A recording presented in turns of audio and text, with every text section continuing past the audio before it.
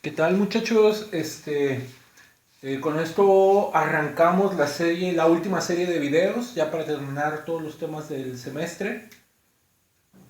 Entonces, ustedes ya estuvieron resolviendo en el periodo anterior algunos problemas de índice de refracción eh, y de ángulo crítico. Entonces, son fórmulas que ustedes ya manejan de una manera satisfactoria. Pero bueno, vamos a explicar los puntos finos sobre todo esto. Entonces, la refracción es la desviación que sufre un rayo de luz al pasar de una sustancia a otra.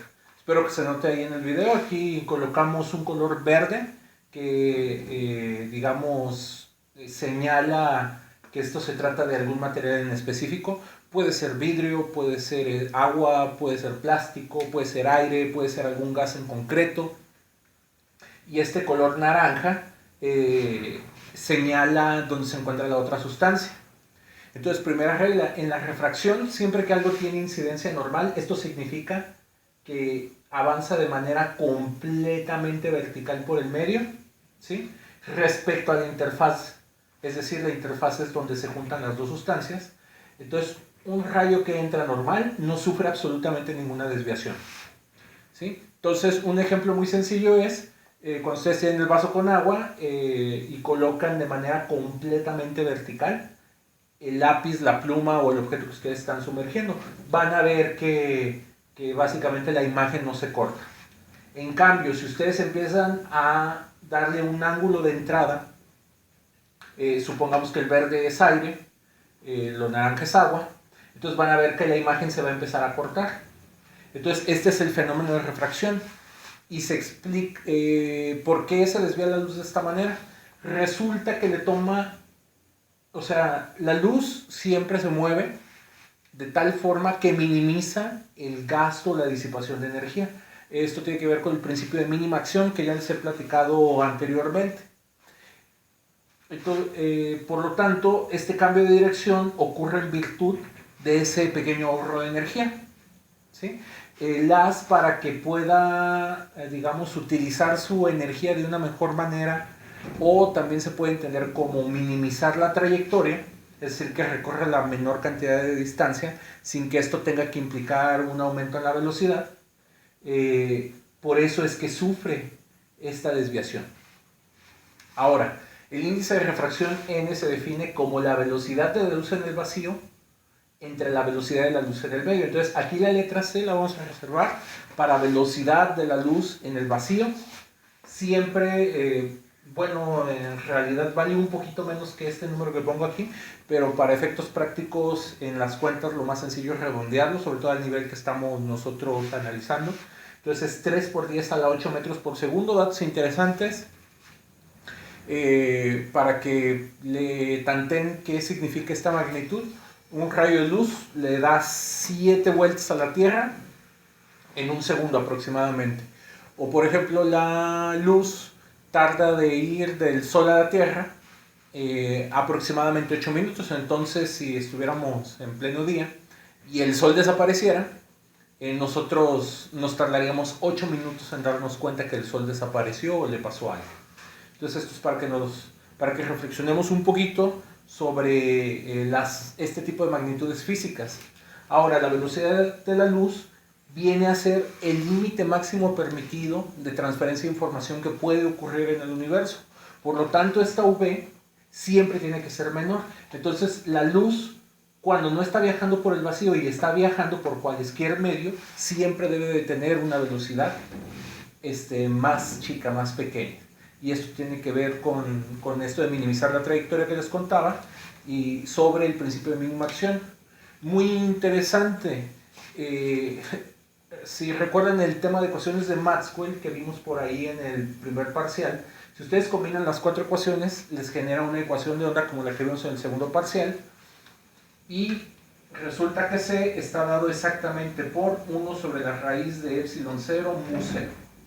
Entonces, estas eran las constantes dieléctrica y magnética, la permitividad y permeabilidad del espacio. Entonces, si ustedes combinan estas constantes, les da C. Entonces, es una teoría que cierra de una manera muy elegante. y que relaciona muchos temas. O sea, aquí estamos hablando de electromagnetismo, de ondas, de óptica, y en el último video que les entregaré vamos a ver que también hablamos de relatividad. Ahora, la refracción está descrita por la ley de Snell, ¿sí? Entonces N1 corresponde al índice de refracción del medio 1, Teta 1 representa al ángulo de entrada. Ojo, nosotros estamos acostumbrados a medir los ángulos siempre respecto al eje X. En la ley de Snell corresponde al eje Y. Entonces este es el ángulo de entrada. Y esto es igual a N2 seno del ángulo 2, que es el ángulo de salida. Ahí para darles un pequeño tip para uno de los ejercicios que viene del problemario. Además de tener que utilizar esta relación para encontrar la velocidad de la luz en el medio que se les está pidiendo, por ahí les recuerdo estas dos fórmulas. La velocidad de la luz es igual, o bueno, la velocidad de propagación de una onda siempre se puede escribir de manera sencilla como la longitud de onda por su frecuencia. Entonces la longitud de onda en el vacío, la frecuencia en el vacío, les tiene que dar C. Ya una vez que tengan la velocidad, la longitud de onda en el medio, la frecuencia en el medio. Es decir, cuando la luz entra a un material, su longitud de onda y su frecuencia se pueden ver modificadas, ¿sí? Que es más o menos de lo que les habla el problema. Y esto es un aspecto muy interesante porque resulta que la velocidad de la luz dentro de los materiales depende de la longitud de onda. A este fenómeno le llamamos dispersión. Es decir, si nosotros empezamos a tratar aquí con diferentes colores de luz, por ejemplo la luz más larga, que es la roja, se refracta menos. La luz que tiende hacia el morado, como por ejemplo el violeta y el ultravioleta, se refracta más. Entonces, si esto es un haz de luz blanca, como los colores, como esta es la mezcla de todos los colores, por las diferentes longitudes de onda se van a ir refractando con diferentes ángulos, y esto hace que se produzca todo el espectro del arco iris. Entonces, esto es para hilar bastantes comentarios que habíamos tenido por ahí en clases anteriores. Yo sé que los problemas ya lo saben hacer, pero bueno, conocer esta teoría a profundidad te ayuda a entender mucho mejor el fenómeno. Finalmente, ángulo crítico. El ángulo crítico, para este caso, aquí no les pinta la fórmula, la voy a escribir. El seno del ángulo crítico es igual a el índice de refracción de un medio entre el otro. Mucho ojo, aquí yo dije que la luz va del medio 1 al medio 2, pero también lo podemos hacer al revés. Si nosotros apuntamos luz por la parte de abajo y la hacemos incidir por el medio 2, y aquí el índice de refracción 1 es más pequeño que el 2, pues la luz sigue su camino completamente de reversa. Entonces, tomando esto en cuenta, podemos plantear el siguiente límite.